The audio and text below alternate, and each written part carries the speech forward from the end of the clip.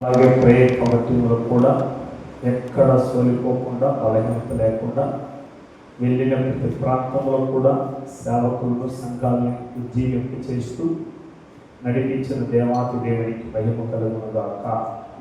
హల్లెలూయా. అయితే ప్రియమైన వాళ్ళ చిన్న మాట గుర్తించుకోవాలి. సిద్ధపాటు గుర్తులో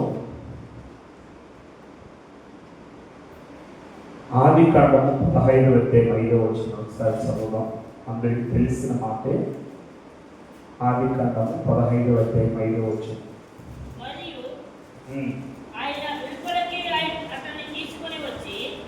చూడండి, మరియు ఆయనను వెలుపలికి తీసుకుని వచ్చి నీవు ఆకాశం వైపు తేరి చూచి నక్షత్రములను లెక్కించుటకు నీ చేతనైతే లెక్కించమని చెప్పి నీ సంతానము అలాగోనని చెప్పెను. అతడు యెహోవాను నమ్మెను, ఆయన అతనికి నీతిగా ఎంచెను. హల్లెలూయా. ఇక్కడ ఒక చిన్న మాట ఆలోచించాల్సిన విషయం. దేవుని ఆలోచన, మనుషుల యొక్క ఆలోచన. చెప్పండి, గట్టిగా చెప్పండి. రైట్. మనకు తెలిసిన సబ్జెక్ట్ ఇది. అబ్రహాము గారిని దేవుడే పిలిచారు. ఆ మాటకు లోబడిన అబ్రహాము గారు దేవుణ్ణి వెంబడించారు. అటు తరువాత దేవుడు అబ్రహాముని ఎంతగానో ఆశీర్వదించారు. 12వ అధ్యాయంలోనే అబ్రహాము గారితో వాగ్దానములన్నీ చేశారు. ఈ వాగ్దానములన్నీ అనుభవించడానికి యోగ్యుడిని కూడా దేవుడు చెప్పారు. అలాగే 13, 14 అధ్యాయాలకు వచ్చినప్పుడు అనేక విజయాలు చూస్తున్నాం. జయాలు పొందుకున్నారు. అబ్రహాము గారు దీవించబడ్డారు. ఏ మేలు కొదువలేదు. దేవుడిచ్చిన వాగ్దానములన్నీ నెరవేర్చబడింది. 15వ అధ్యాయంలోకి వచ్చేటప్పుడు తర్వాత దేవుడు అబ్రహాముకు ప్రత్యక్షమై మాట్లాడారు. అబ్రహామా, నిన్ను ఇంకా అత్యధికముగా ఆశీర్వదిస్తానని చెప్పాడు. అప్పుడు ఆయన గారు అంటారు, అయ్యా నాకెందుకులే ఇంత ఆశీర్వాదం, నాకెందుకు? దమస్కు ఎలియాజరే నాకు వారసుడిగా ఉన్నాడు, సంతానం లేదు నాకు, ఇంత ఈశ్వరు నాకు ఎందుకయ్యా అని చెప్పాడు. అప్పుడు దేవుడు అబ్రహాముని గుడారములో నుండి బయటికి తీసుకెళ్ళి, ఇదిగోనైనా ఆకాశం వైపు చూసి నక్షత్రాలు నువ్వు లెక్కించగలిగితే, ఒక సౌండ్ తగ్గించదని, నక్షత్రాలు నువ్వు లెక్కించగలిగితే దానికన్నా విస్తారమైన సంతతి నీకు ఇస్తానని దేవుడు చెప్పారు. బాగా ఆలోచించండి. చెప్పారు. చెప్పిన తరువాత దాన్ని అబ్రహాము గారు నమ్మారు. దేవుని మాటను అబ్రహాము గారు నమ్మారు. నమ్మి నడుస్తూ ఉన్నారు, విశ్వాసంతోనే ఉన్నారు. అయితే బలహీనురాలైనటువంటి శారమ్మ గారు అబ్రహాము గారితో మాట్లాడి, ఎన్ని సంవత్సరాలయ్యా ఇంకా మనకు సంతానం లేదు అని చెప్పి, అన్యురాలుగా వచ్చినటువంటి హాగరు ఆమెతో మాట్లాడి, దైవత్వములో ఉన్నటువంటి అబ్రహాము గారి ఆలోచనను మానవ ఆలోచనకు మార్చివేసి హాగరుతో కూడిన తరువాత ఇస్మాయేలుకి జన్మనిచ్చినట్టుగా మనం చూస్తూ ఉన్నాం. ఇక్కడ అబ్రహాము గారు దేవుని ఆలోచనలో ఉన్నంత వరకు ఏ మేలు కొదువలేదు. శారమ్మ గారు మాట విని మనుషుల ఆలోచన ప్రకారం నడిచినందుకు, తొందరపాటు చేసినందుకు ఎటువంటి కుమారుడు పుట్టాడు అంటే అడవి గాడిద స్వభావం కలిగిన కొడుకు పుట్టాడు. ఏ స్వభావం అండి? చెప్పాలి గట్టిగా. ఇది ఎవరి ఆలోచన? చెప్పాలి, ఎవరి ఆలోచన? మనుషుల ఆలోచన. దైవ ఆలోచన, దేవుడిచ్చినటువంటి వాగ్దాన పుత్రుడు ఉన్నాడు.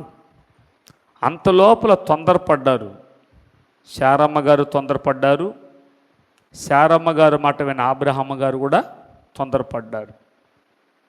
బాగా ఆలోచించండి. ఓపికగా ఉంటే, దేవుడు చేసేంత వరకు ఉంటే, దైవ ఆలోచన మేరకు ఉంటే వాగ్దాన పుత్రులు వస్తారు. వ్యాపారం కావచ్చు, చదువులు కావచ్చు, మ్యారేజీలు కావచ్చు, ఉద్యోగాలు కావచ్చు, అది ఎటువంటిదైనా కావచ్చు. దైవ చిత్తానికి తలదించి ఆయన చేసేంత వరకు వెయిట్ చేస్తే వాగ్దాన పుత్రుడు వస్తాడు. తొందరపడినందుకు అడవి గాడిద స్వభావం లాంటి కొడుకు పుట్టాడు. ఇప్పుడు కూడా యుద్ధాలు ఎవరి వల్ల వస్తున్నాయి అంటే, ఇస్మాయేలు సంతతికి ఈసాకు సంతతికి యుద్ధం ఇప్పుడు జరుగుతూ ఉండేది కూడా అక్కడనే. ఇప్పుడు ఇరాన్కి ఇస్రాయేల్కే జరుగుతూ ఉంది. ముస్లిమ్స్కి క్రిస్టియన్ వాళ్ళకే యుద్ధం, అన్యులకు కాదు. రేపు రాకల్లో కూడా వాళ్ళ నుంచే వస్తారు మన మీదకి యుద్ధానికి. ఇప్పుడు కూడా యెరూషలేములో సొలొమోను కట్టించిన మందిరములో మనం ఆరాధించట్లేదు, ముస్లిమ్సే నమాజ్ చేస్తూ ఉన్నారు. క్రైస్తవులకి ముస్లిమ్స్కి యుద్ధం వస్తుంది మొదట. ఇది జరిగిన తర్వాత క్రైస్తవులు గెలుస్తారు. యెరూషలేము మీద ఉన్న గోపురాన్ని, వాళ్ళు కట్టించుకున్న గోపురాన్ని పడగొడతారు. తర్వాత సొలొమోను యొక్క మందిర నమూనాని పెడతారు. అప్పుడు దేవుని రాకడ వస్తుంది. అది ఇప్పుడు జరుగుతూ ఉంది. ఇంత యుద్ధం జరగడానికి కారణం ఏంటని చూస్తే అర్థమైందండి. మానవుని ఆలోచన సొంతం చేసుకొని దైవాలోచన పక్కన పెట్టినందుకు మూడో ప్రపంచం కూడా యుద్ధం జరగడానికి సిద్ధంగా ఉంది. మన కుటుంబాల్లో, మన వ్యవస్థలో కూడా మనం ఎంత ప్రార్థన చేస్తూ, ఎంత ఆరాధన వీరులైనా మన కుటుంబంలో కూడా ప్రపంచ యుద్ధాలు జరుగుతూనే ఉంటాయి. భార్యాభర్తల మధ్యలో, పిల్లల మధ్యలో జరుగుతూనే ఉంటాయి. కారణం ఎందుకంటే తొందరపాటు నిర్ణయం. ఏ నిర్ణయం చెప్పాలి, కొద్ది ఆలోచించరు. కంటికి కనిపిస్తే చాలు, ఇది కూడా దేవుడే ఇచ్చాడు, దేవుడే చెప్పాడు అన్నట్టుగా. లేక ఎదుటి వాళ్ళ మాటలకి మోసపోయి అపవాది మోసగిచ్చేవాడు. అలాగే అబ్రహాము గారినే మోసగిచ్చాడు. శారమ్మ మాట విని దేవుడు చెప్పాడు, ఆకాశ నక్షత్రములని సంతతిస్తాను రా బాబు అంటే, తొందరపడి శారమ్మ గారి మాట విని హాగర్తో కలిసి గాడిద స్వభావాలంటే కుమారుని పుట్టించుకున్నాడు. ఇది మానవ ఆలోచన. దైవాలోచన తర్వాత ఈసాకు గారు పుట్టారు. ఈసాకు గారు దీవించబడ్డారు. దానికే సొలొమోను భక్తుడు ఒక మాట అంటాడు. సామెతల గ్రంథము చదవండి మాట, 16వ అధ్యాయము 25వ వచనం. సామెతల గ్రంథము 16వ అధ్యాయం 25వ వచనం. ఒకని మార్గము వాని దృష్టికి యథార్థముగా కనబడును, అయినను తుదకు అది మరణమునకు చేరును. Praise the lord. ఒకసారి చేతులే తల్లి చెప్తామా? చూడండి, ఒకని మార్గం, ఒక వ్యక్తి ఎన్నుకున్న మార్గం, దేవుడు తెలిసిన వ్యక్తి అయినా కావచ్చు, దేవుడు తెలియ వ్యక్తి అయినా కావచ్చు, ఎవరైనా కావచ్చు. సుబుద్ధితో ఆధారం చేసుకున్న మార్గం చెప్పండి. ఇది దైవాలోచన కాదండి. నేను ఇది చెయ్యగలను, ఇది నేను సాధించగలను, వీటి ద్వారా నేను గొప్ప అయిపోగలను, వీటి ద్వారా నేను ఆత్మీయులుగా ఎదగగలను, వీటి ద్వారా నేను పేరు ఖ్యాతి తెచ్చుకోగలను అన్నటువంటి సొంత నిర్ణయాలు. ఈ సొంత నిర్ణయాలు తీసుకునే వ్యక్తి పరిస్థితి ఎలా ఉంటుంది అంటే, ఇంక ఎవరు చెప్పినా వినరు. అది వాళ్ళకి యథార్థంగా ఉంటుంది. దేవుడే దిగి వచ్చిన వినరు. ఇంకా నేను చేసేది కరెక్ట్, ఎవరు అడ్డుపడినా నేను ఆపను. ఎందుకయ్యా అంటే నేను ప్రార్థన చేస్తే దేవుడే చెప్పాడు అంటారు. అబద్ధాలు. నువ్వు నిర్ణయించుకున్నావు, అది దేవుడు అవునని కానీ కాదని కానీ చెప్పలేదు. దేవుడే చెప్పాడని అనుకొని ముందడిగేసాం. అది ఎంత పొరపాటు అండి. అది వాళ్ళకి యథార్థంగా ఉంటుందంట. వాళ్ళు చేసే పాపాలు కూడా వాళ్ళకి యథార్థంగా ఉంటుందంట. అపవాది ఎంత మోసం చేస్తారో తెలుసా? నీలో బలహీనతను బట్టి నీ పరిస్థితి అలాగనే ఉంది కాబట్టి అది కరెక్ట్ అయ్యా, ఎవరేమనుకుంటే నీకెందుకు? నీ స్థితి అంతే కదా, నీ స్థితి దేవుడికే తెలుసు కదా. నువ్వు చిన్న పిల్లోడివా? నువ్వు ప్రార్థన చేయట్లేదా? నీ ప్రార్థన దేవుడు వినడా? ఇంకా ఎందుకు ఒకరి మీద ఆధారపడతావు? కరెక్ట్, నువ్వు చేస్తున్నది రైట్ అని చూస్తారండి. ఒక దేవునికి విరోధమైన మార్గము ఎన్నుకున్నప్పుడు దానిని మన దృష్టికి రైట్ అండ్ టిక్ ఇచ్చేవాడు, మోసపరిచేవాడు అపవాది. తుదకు అది ఎక్కడికి వెళ్తుందంట? మరణానికి తీసుకెళ్తుందంట. మరణానికి తీసుకెళ్తుందంట. మరణములో నుండి జీవములోకి ప్రభు నడిపిస్తే, జీవములో నుండి మరణములోకి నడిపించేవాడు ఒకడున్నాడు, వాడే అపవాదైన సాతాను. ఈరోజు ఎంతోమంది జీవితాలు దైవ ఆలోచన పక్కన పెట్టి తన సొంత ఆలోచన తీసుకొని కుటుంబాలుగా భ్రష్టపట్టిపోయిన వాళ్ళ చరిత్రలు ఎంతోమంది ఉన్నారు. పిల్లలు కానీ, పెద్దలు కానీ, యవనస్తులు కానీ, ఏ విషయాల్లో కూడా కావచ్చు. ఇది కూడా దేవుడే చేశాడండి అంటారు. శారమ్మ గారు దృష్టికి అదే యథార్థం అనిపించింది. ఎట్టా నాకు సంతతి లేదు కాబట్టి నా పనికత్తైనటువంటి హాగారుతో కూడా నువ్వు కూడినా ఆమెలో సంతానం కలిగిన మన బిడ్డే కదా, సూపర్గా ఉంది, యథార్థంగా ఉంది, తప్పే లేదు, తప్పే లేదు. అబ్రహమయ్య గారు కూడా మాట నమ్మేశారు. ఇప్పుడు ఎవరికెవరికి శత్రువులయ్య అంటే శారమ్మ గర్భములు పుట్టిన వారికి, హాగారు గర్భములు పుట్టిన వారికి శత్రువులు. వీళ్ళిద్దరు ఎవరు? అబ్రహమ సంతానమే. మరి శత్రువును కూడా దేవుడు దీవించాడంటే దీవించాడు. ఎందుకు దీవించాడు అని అంటే అబ్రహమ గారికి దేవుడిచ్చిన వాగ్దానం నెరవేర్చబడ్డాడంటే ఆయన మాట తప్పనివాడు. నువ్వు చెడిపోయిన వాడని నేను పక్కన పెట్టాడు. ఆయన చక్కదిద్దుకోవడానికి సమయాన్ని ఇస్తాడు. నువ్వు పడిపోయిన వాడని పడదోసేవాడు కాదు, సరిదిద్దుకు లేవనెత్తడానికి సమయం ఇస్తాడు.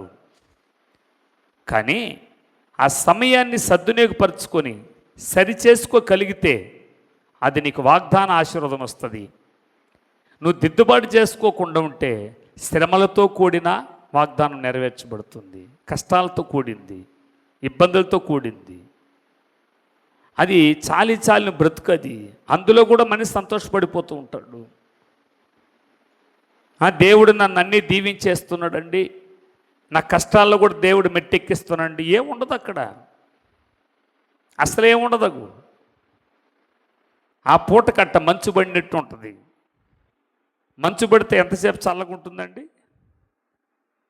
చెప్పండి? మంచు పడితే ఎంతవరకు చల్లగా ఉంటుంది? మాట్లాడండి బాబు, అర్థం కాల? నీకు అర్థం కానట్టుంది నా మాట, అర్థం కాల. అది తెల్లవారుజామున మంచు పడి చల్లగా ఉంటే ఎంతవరకు ఉంటుంది ఆ చల్లదనం చెప్పండి? సూర్యుడు వచ్చేంత వరకు. తర్వాత మంచు కనిపిద్దు, చల్లదనం కూడా కనిపించదు. ఇది మానవుని ఆలోచన. దీవెనలైన, సంతోషమైన, సమాధానమైన, ఆశీర్వాదమైన, ఉద్యోగమైన, వివాహ విషయమైన, సంతాన విషయమైన, ఇది నీ తొందరపాటు నిర్ణయాలు తెల్లవారుజామున మంచుపడి ఎండ వస్తేనే ఎండిపోయినట్టు ఉంటుంది మానవుని ఆలోచన. కానీ దైవ ఆలోచన శాశ్వతమైనది. దేవుని ఆలోచన ఎలాంటిదంటున్నా? శాశ్వతమైనది. చదువు ఆ మాట కూడా. కీర్తనల గ్రంథం 33:11 ఆ మాట అంటారు చూడండి. 33:11 చదువునన్నా.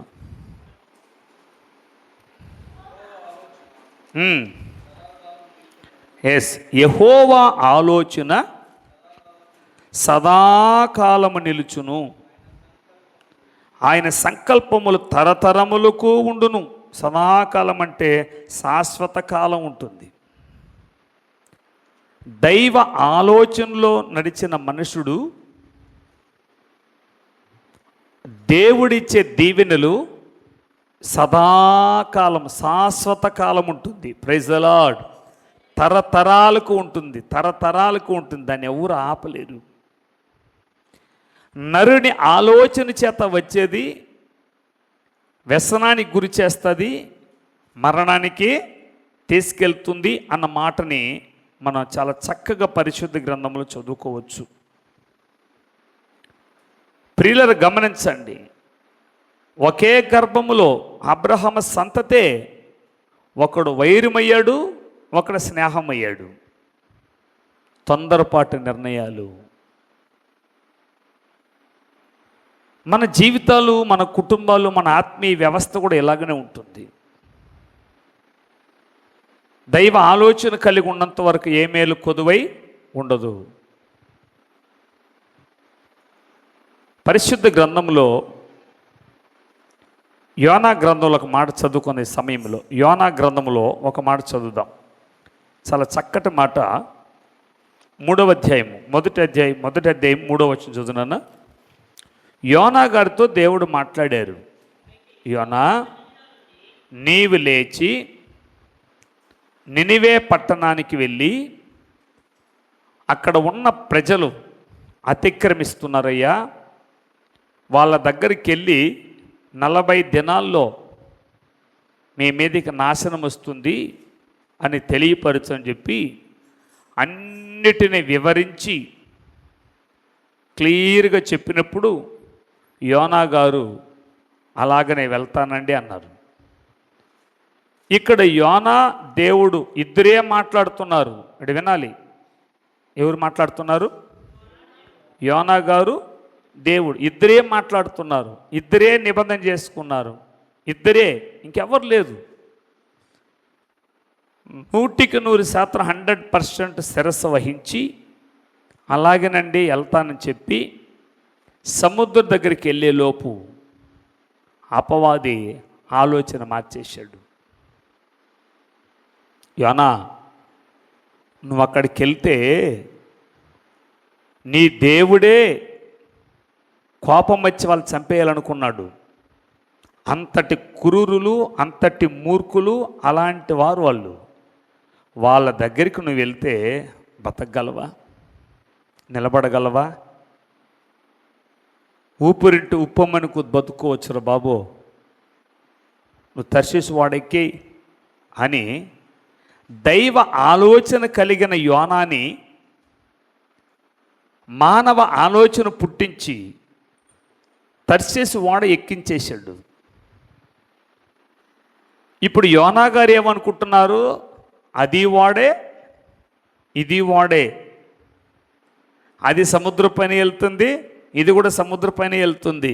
అమ్మయ్యా, తప్పించుకున్నాను రా బాబు, గట్టెక్కేశాను, ప్రమాదం నుంచి తప్పించుకున్నాను,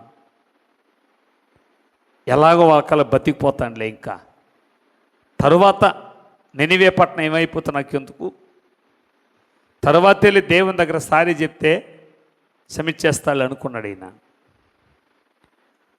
తప్పు చేసినప్పుడు తప్పు చేయించే అపవాదం ఏం చేస్తుందో తెలుసా?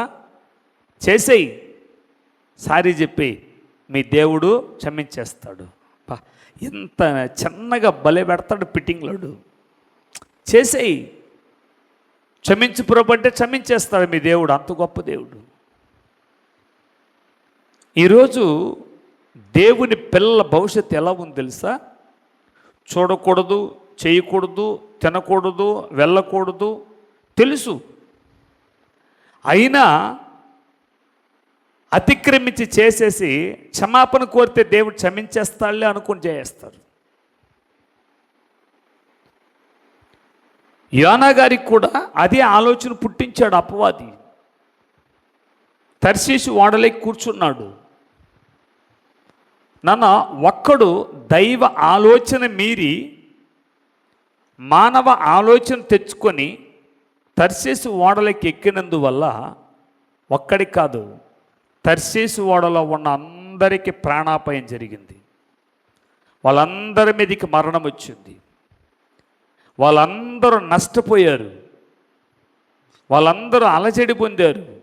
ప్రశాంతత లేదు వారికి. కారణం ఎందుకంటే దైవ ఆలోచన పక్కన పెట్టి సొంత నిర్ణయాలు తీసుకున్నందువల్ల ఇలాంటి ఆలోచనలు ఎంత నష్టపోయారు చూడండి. ఈ మాటలు వింటున్న నీ జీవితంలో ఇది జరగలేదా? నువ్వు ఒక్కడ తీసుకున్న నిర్ణయం వల్ల నీ కుటుంబాల కలహాలు, భార్యాభర్తల మధ్య కలహాలు, తల్లిదండ్రుల మధ్య కలహాలు, సేవకుడికి విశ్వాసుల మధ్య కలహాలు, విశ్వాసుల మధ్య కలహాలు, ఎంత ఘోరమైనదండి. దైవ ఆలోచన తీసుకోకుండా దేవుణ్ణే మోసపరిచిన యోనా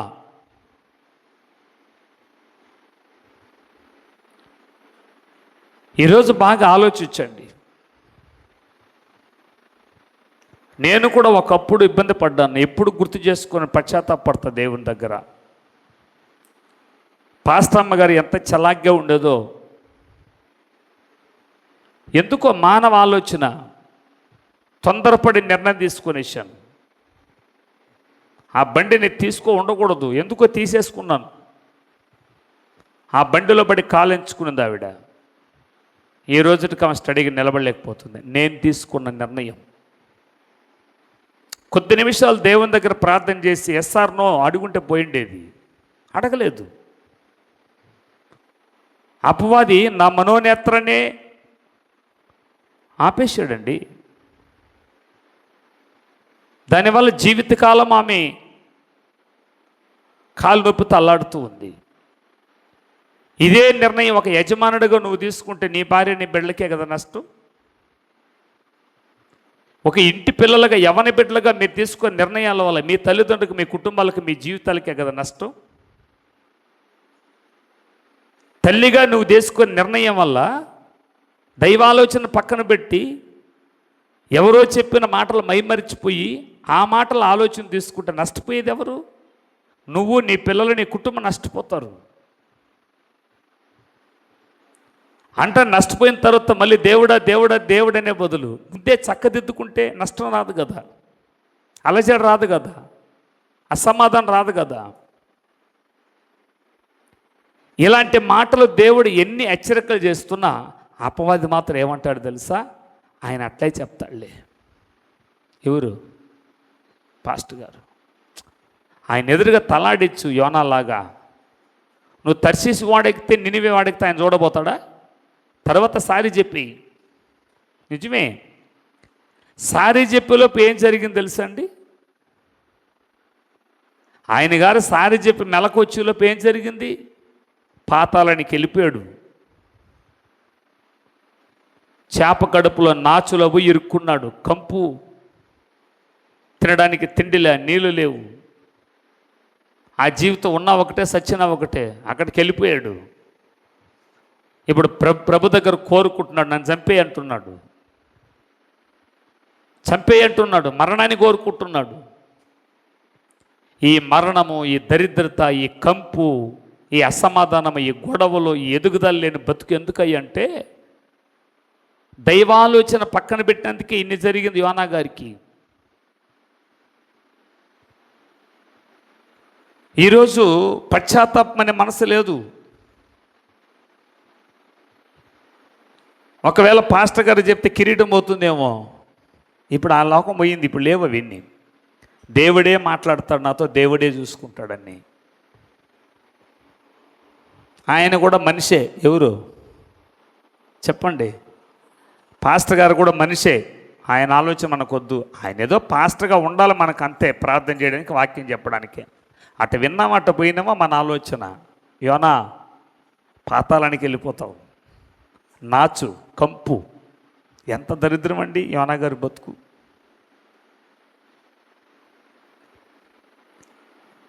అసలు అతని వల్ల ఏం ప్రయోజనం లేదు తెలుసా. కాబట్టి ఈ మాటలు వింటున్న దేవుని బిడ్డ, ఒకవేళ నీ ఆలోచన ఏమైనా మారిందో ఒకసారి ఆలోచించు. నీ ఆలోచన మనుషులు మార్చారా? నీ భార్య మార్చిందా? భర్త మార్చాడా? నీ పిల్లలు మార్చారా? దేనివల్ల నీ ఆలోచన దైవత్వముల నుంచి మానవ ఆలోచనకి వెళ్ళిపోయిందో ఈ విషయంలో సొంత నిర్ణయాలు తీసుకోకూడదు ఎప్పుడు కూడా. కానీ పరిశుద్ధ గ్రంథంలో ఎంతోమందిని చూడొచ్చు అలాంటి వారిని.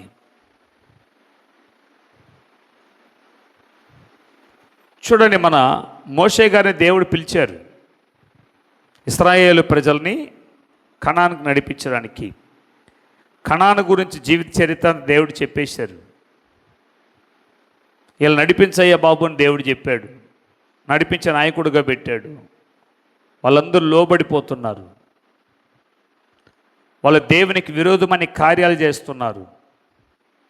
వాళ్ళ కోసం మోషే గారు అడ్డుపడుతున్నారు. ఒకసారి విపరీతమైన కోపం వచ్చింది మోషే గారికి. నేనేం మిమ్మల్ని కన్నానా? ద్రోహులారా, మీ గురించి నాకెందుకు ఈ బాధ అని చెప్పి ఒకే మాట అన్నాడు, ద్రోహులారా అన్నాడు. ఆ ఒక్క మాటను బట్టి కనానుకు పంపించకుండా దేవుడు ఆపేశాడు అతన్ని. కొట్టాలి చప్పట్లు గట్టిగా వస్తారు. ఒక్క మాటకే కనానికి మోషే గారు వెళ్ళలేదు. రేపు పరలోక రాజ్యానికి నువ్వు ఎలా వెళ్తావు?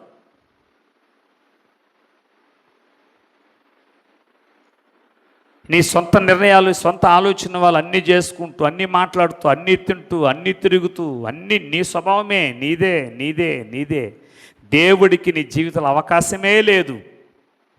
అవకాశం ఏముందంటే దీవించబడాలి. నానా అబ్రహాము గారు కూడా దీవించబడ్డారు. అయితే సగం దీవెనికరంగా ఉంది, సగం పోరాటంగా ఉంది. ఎంత భయంకరమైన సందర్భం చూడండి. యోనా గారు తన సొబ్బుద్దిని ఆధారం చేసుకున్న వాళ్ళు ఎంత నష్టపోయారు.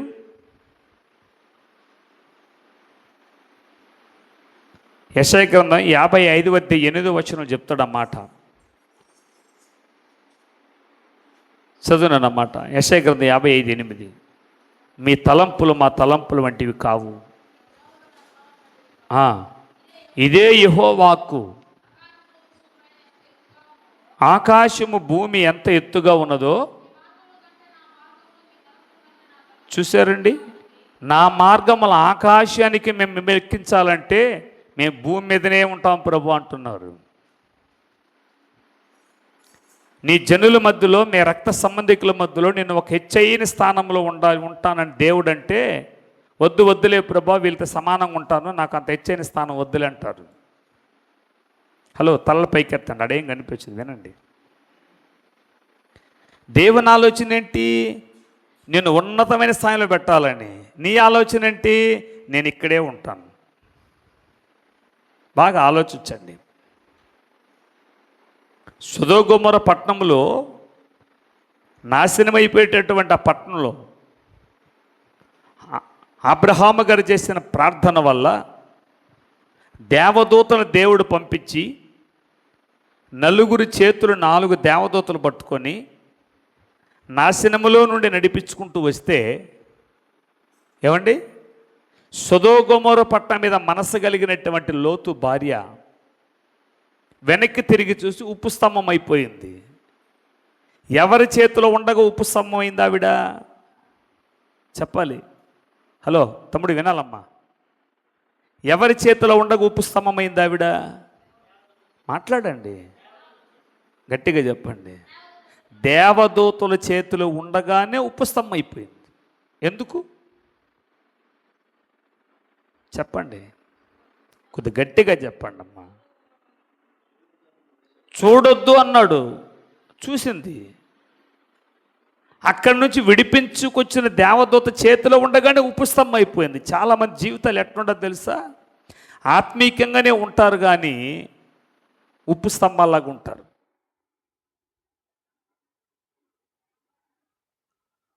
ఎవరికి ప్రయోజనం ఉండదు వాళ్ళ మాట కానీ వాళ్ళ ప్రవర్తన కానీ. అనిపిస్తారు దేవుని చేతులనే ఉంటూ. ప్రార్థన పరులే, ఆరాధన వీరులే, పరిశుద్ధుల గుంపే, బాప్తీసం తీసుకున్నవారే, ప్రభు బల్లో చేయి పెట్టేవారే. ఏమండి, లోకం వైపు చూసి ఉప్పు స్తంభాలు అయిపోయారంట. నిస్సారమైన ఉప్పు అయిపోయింది ఆవిడ, దేనికి పనికి రాకుండా. సొంత బుద్ధి. సరే పోనీలు ఆవిడ కథ పక్కన పెడితే, మళ్ళీ దేవదూతలు ముగ్గురు లాక్కెళ్తూ ఉంటే పర్వతం మీదకి వెళ్ళిపోయారు. ఒరే బాబు అటు వచ్చే నాయన, ఇక్కడ వద్దు, కొద్ది ముందుకు వచ్చేయ్యా అని. మరి ఈయన గారు ఎంతైనా మీదకి వెళ్ళడానికి వస్తే వాళ్ళు ఇద్దరు పిల్లలు ఏం చేస్తారు? వద్దు నాన్న, ఇక్కడే ఉందాం, అక్కడికి వద్దులే, ఇక్కడే ఉందాం. బాగా ఆలోచించండి. నీతిమంతుడైన లోతు ప్రార్థన చేస్తున్నాడు. లోతు కొరకు అబ్రహాము గారు ప్రార్థన చేస్తున్నారు. ఈ ప్రార్థన విన్న దేవుడు దేవదూతలు పంపించాడు. లోకం వైపు చూసిన ఆవిడ ఉప్పు స్తంభం అయిపోయింది. మరి లోతు పిల్లలు ఇద్దరు కూడా దేవదూతల చేతుల్లోనే ఉన్నారు. వాళ్ళు లాగుతున్నారు, అక్కడికి వెళ్ళిపోదాం రండి, అక్కడికి వెళ్ళిపోదాం రండి అంటే వీళ్ళు మేమగా రాం, మేము ఇక్కడే ఉంటాం. సరే అయ్యా లోతు, వాళ్ళు ఉంటే ఉంటారు, నువ్వన్నా వచ్చే బాబు అంటే మా బిడ్డల మీద నేను రానంటాడు ఈయన. అంటే మక్కు ఎవరి మీద చూపిస్తున్నాడు చెప్పాలి. చాలామంది తల్లిదండ్రులు కూడా ఏం చేస్తారు తెలుసా? బిడ్డల మీద ఎక్కువ ప్రేమతోటి వాళ్ళు చేసే తప్పులకి తల్లిదండ్రులు ఏకీభవిస్తారండి. వాళ్ళు చేసే తప్పు తెలుసు మనకి, ఆడ పాపం చేస్తున్నాడు తెలుసు, అయినా బిడ్డని దైవత్వానికన్నా బిడ్డకు ప్రాధాన్యత ఇచ్చి ఆ బిడ్డ జీవితాన్ని నాశనం చేసే తల్లిదండ్రులు లేకపోలేదు. ఆ తప్పుని గద్దిస్తే ఆ బిడ్డ బాగుపడతాడు. బిడ్డ ఏమైపోతాడని ఆడు చేసే పాపానికి నువ్వు ఏకీభవిస్తే నీ ద్వారానే నీ బిడ్డలు శాపగ్రస్తులు అయిపోతారు. చూశారండి, ఇక్కడ బాగా గమనించండి. అరే మీరు ఎట్టన్నా వెళ్ళండి, మీరు మాట అనలేదు, ఇదిగో మీ అమ్మ మాట వెనక ఉప్పు స్తంభం అయిపోయింది, మీరు కూడా ఎలాగనే ఉండారు, ఎట్టన్నా సావండి నేను వెళ్తానని చెప్పి లోతుగా అక్కడి నుంచి ఒక స్టెప్ ముందుకెళ్ళి ఉంటే ఆ కుటుంబానికి శాపం వచ్చేది కాదు, శాపం వచ్చేది కాదు అన్న. అర్థమవుతుంది మాట.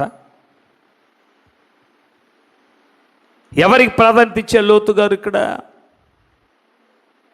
పిల్లలకు ప్రాధాన్యత ఇచ్చాడు. అక్కడే శపించబడిపోయే చరిత్ర.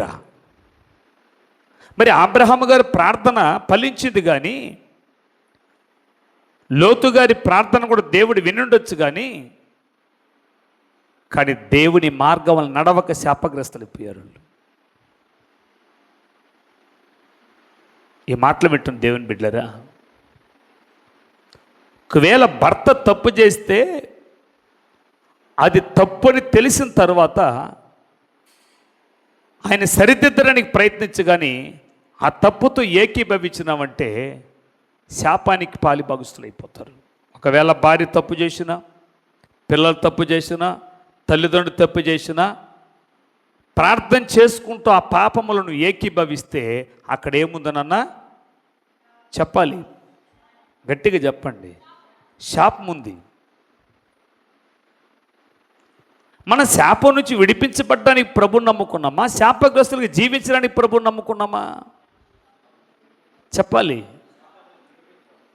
మరి నీ భర్త తప్పు చేస్తున్న సంగతి తెలిసి నీ భర్త మీద ప్రేమతోటి దైవత్వాన్ని పక్కన పెట్టి నీ భర్తతో ఏకీభవిస్తుంటే నీ వల్ల నీ భర్త ఏమవుతాడు చెప్పాలి. మరి ఈరోజు కుటుంబాలుగా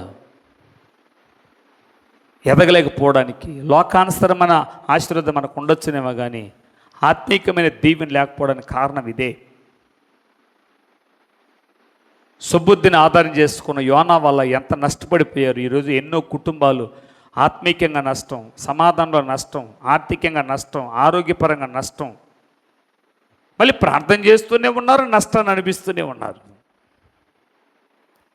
ప్రార్థన చేస్తున్నవారు గొడవలేమో తగ్గట్లే, ప్రార్థన చేస్తున్నారు రోగాలేం పోవట్లే, ప్రార్థన చేస్తున్నారు పాపాలేం పోవట్లే. అర్థమైందండి? నువ్వు ఎంత ప్రార్థన చేస్తున్నా ఇవే విస్తరిస్తూ ఉంది. కారణం ఎందుకంటే నీ ఆలోచన మారలేదు. లోతు గారు ప్రార్థన చేస్తున్నాడు కానీ ఆలోచన మారలేదు.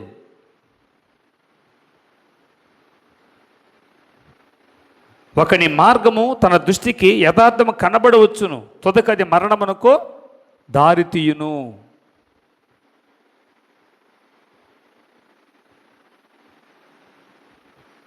టేక్ ఇట్ ఈజీగా తీసుకుంటావు నువ్వు. సారీ చెప్తే దేవుడు వినేస్తాడు. కానీ ఇవన్నీ లెక్కలలో ఉంటాయి. హలో, ఇవన్నీ చెప్పాలి, లెక్కల్లో ఉంటాయి. సారీ అంటే ఓకే అంటాడు అంతే, అంటే కొట్టేసినాడని అర్థం కాదు అది. కానీ ఎప్పుడు కొట్టేస్తాడు తెలుసా? యెషయా గ్రంథం 43:25 చెప్తుంది, నేనే నా చిత్తానుసారముగా మీ అతిక్రమం తుడిచివేయువాడును, మీ పాపములకి జ్ఞాపకము చేసుకొనను. అంటే అర్థం ఏంటి? ఎప్పుడు తుడిచేస్తాడు ఇది? ఒక తప్పు చేసిన తర్వాత, పాపం చేసిన తర్వాత, ఆ పాపని ప్రభు దగ్గర ఒప్పుకున్న తర్వాత అదే పాపం మళ్ళీ చేయకుంటే అంతటితో అది పోయినట్టు.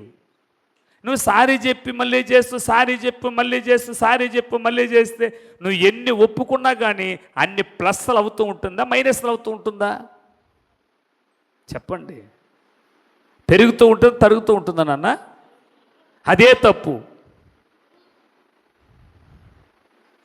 మరి నువ్వేమనుకుంటున్నావు? సారీ చెప్తే దేవుడు చెప్పండి క్షమించేశాడు అని నువ్వు అనుకుంటున్నావు.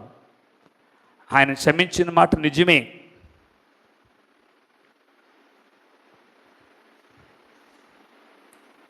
పాపం చేత పట్టబడిన స్త్రీని ప్రభు దగ్గర తీసుకొచ్చారు.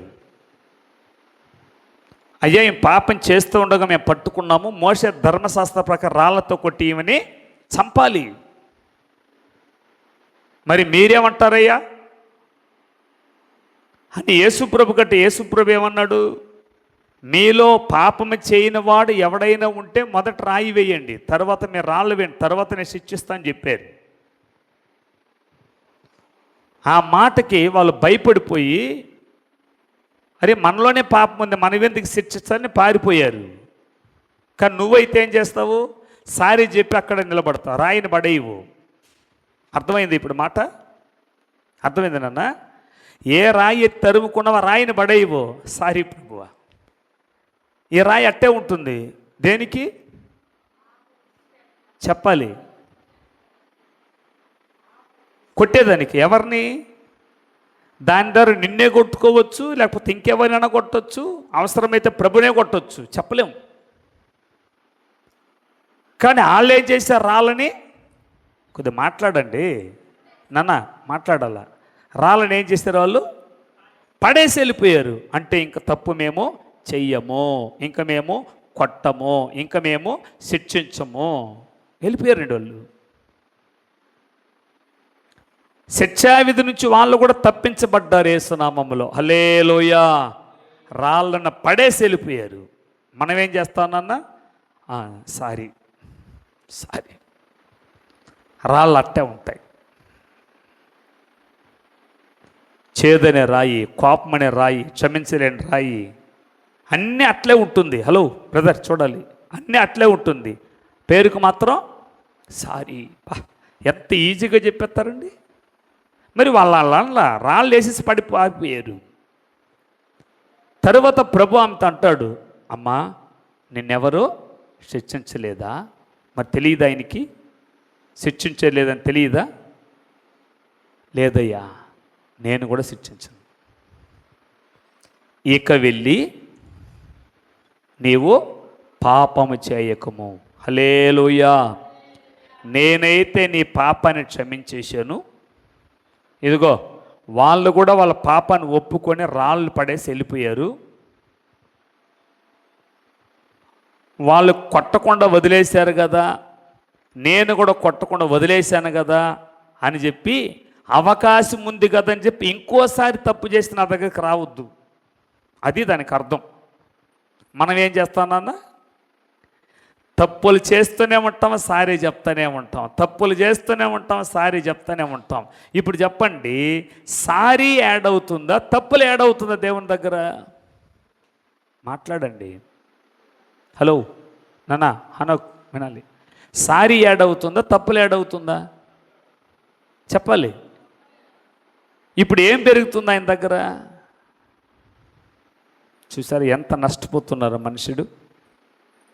జీవితాలు, ఆత్మీయత, ఆశీర్వాదం ఎంత నష్టపోతుంది చూడండి. మరి ఈ లోకం భూలోకంలో బ్రతికంత వరకు ఇలాగనే చేసుకుంటూ వెళ్తే, ఉన్నపాటు నువ్వు చచ్చిపోయినావనుకో, నీ ఆత్మ పరలోక రాజ్యానికి వెళ్తా ఛాన్స్ ఉందా? ఇంక నీకు ఛాన్స్ ఉందని? నువ్వు ఎన్ని సంవత్సరాలు దేవుని మందిరములో పరిశుద్ధురాలుగా జీవించినా నువ్వు చచ్చిపోతే నీ ఆత్మ పరలోకం పోదు. ఎందుకు? పరలోకానికి వెళ్ళగలిగినటువంటి ఆ మనసు కలిగినటువంటి కార్యాలు ఇక్కడ చేయలేదు. అలవాటైపోయింది. ఏం అలవాటైపోయింది? అన్నీ చేశాడు, సారీ చేశాడు, మళ్ళీ అదే తప్పు, మళ్ళీ అదే తప్పు, మళ్ళీ అదే తప్పు, మళ్ళీ అదే తప్పు. నీ బ్రతికి ఎలా ఉంటుంది తెలుసా? సముద్రములో అలలాగదు, నీ జీవితంలో పోరాటం ఆగదు. ప్రభువా నాకు నెమ్మది నీయ్యా, ప్రభువా నాకు సమాధాని, ప్రభువా ప్రభువా నాకు మంచి ఆరోగ్యాన్ని, ప్రభువా నా కుటుంబం ప్రశాంతంగా ఉండాలి, ప్రభువా నా బిడ్డలు బాగుంది, అంతవరకు బాగుంది. ఇక్కడ నువ్వేం పడేయలేదు. ఇక్కడ చెప్పాలి, పాపం చేసిన ఆమెను తరిమినటువంటి రాయి నువ్వు పడేయట్లేదండి. అంటే నీ ఆలోచన మారలేదు, నీ మార్గం మారలేదు, నీ తలంపు మారలేదు. ఏ రాయిని పట్టుకున్నావు, రాయి అలాగనే ఉంది, కానీ సారీ చెప్పేస్తున్నావు. ఎంత అస్సలు ఇవన్నీ ఆలోచిస్తే నేను ఎలా ఉన్నాను, నా కుటుంబానికి నేనే శిక్షావిధి కారకుడేమో, నేనే నా బిడ్డలకు శాపగ్రస్తుల కారకులేమో, నా వల్లే నా భర్త, నా వల్లే నా భార్య, నా వల్లే నా పిల్లలు, నా వల్లే నా తల్లిదండ్రులు దేవుని అసలు పోగొట్టుకున్నారేమో పశ్చాత్తాపం నీకు కలిగితే మంచిదే. అదే సిద్ధపాటు అనేది.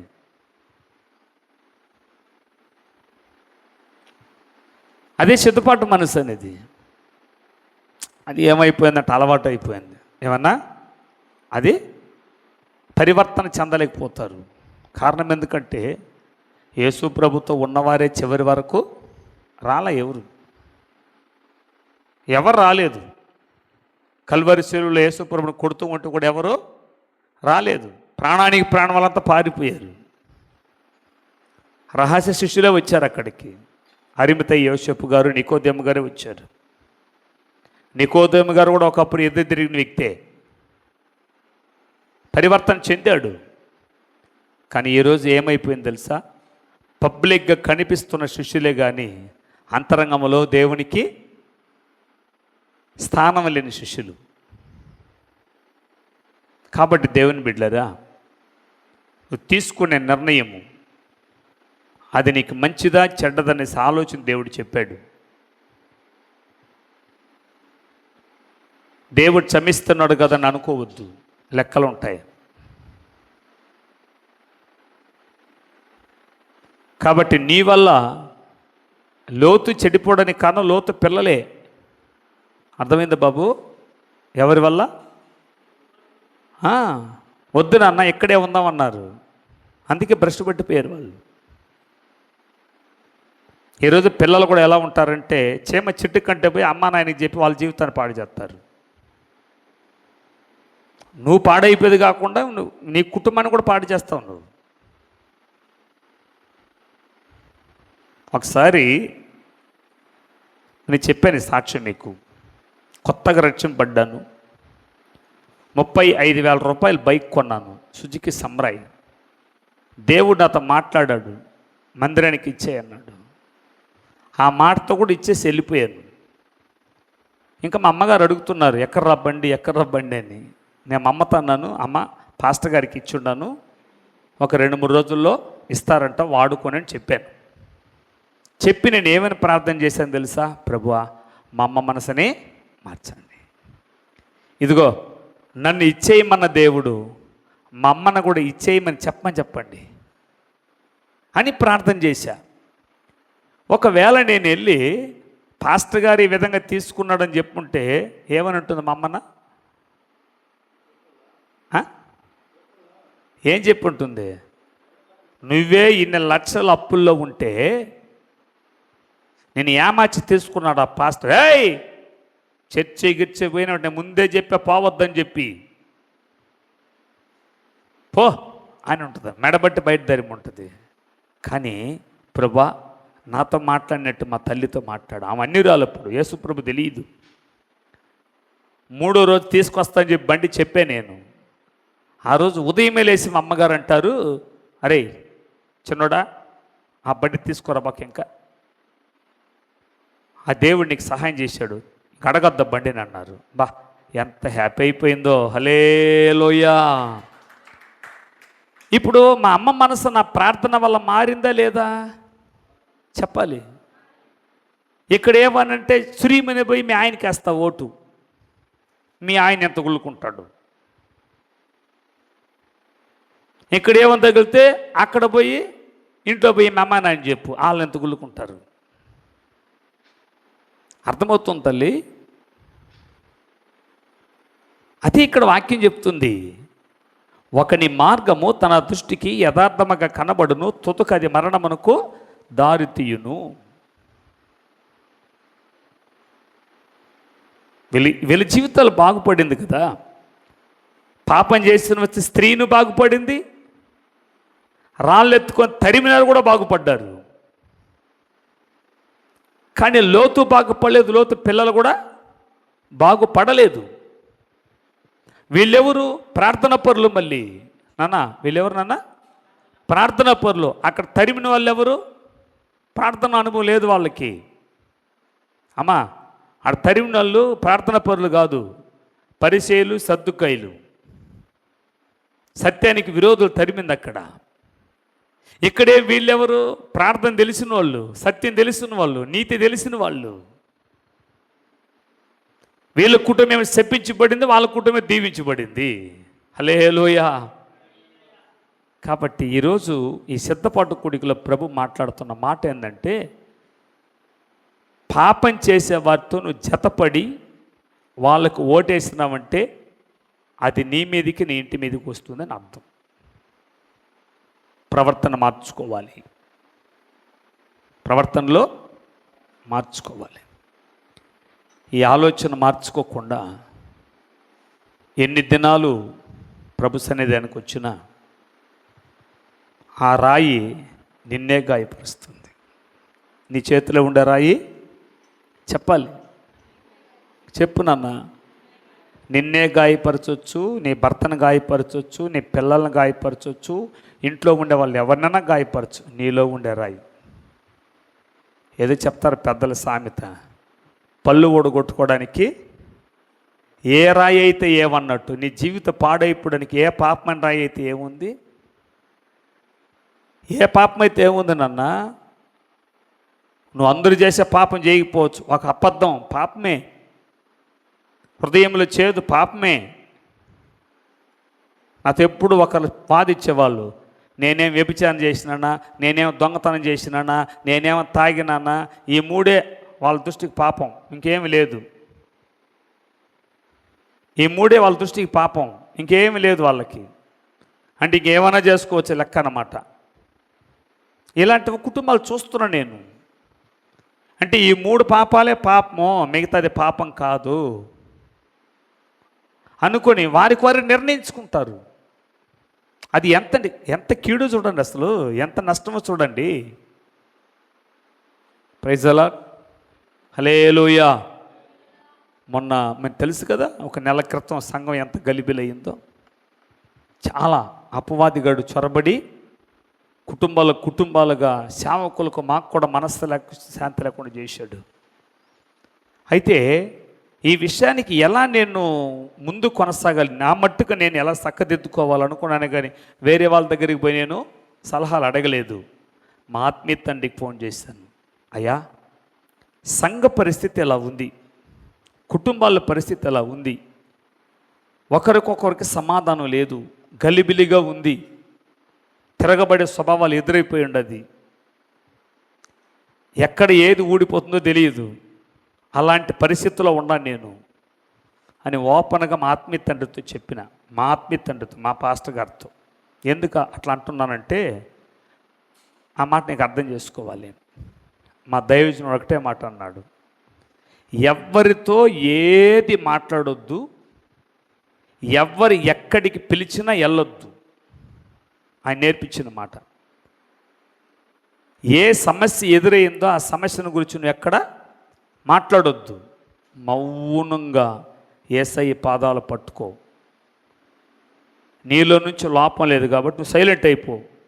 అపవాది అక్కడెక్కడ దిద్ది నీ తల మీద పెట్టి సంఘాన్ని పాడు చేస్తాడు. ఇన్ని సంవత్సరాలు సంపాదించిన సంఘం ఒక్క రాయితో ఊడబెరుక్కుంటావు పళ్ళుని, అట్ అయిపోద్ది. మౌనంగా ఉండిపో అన్నాడు.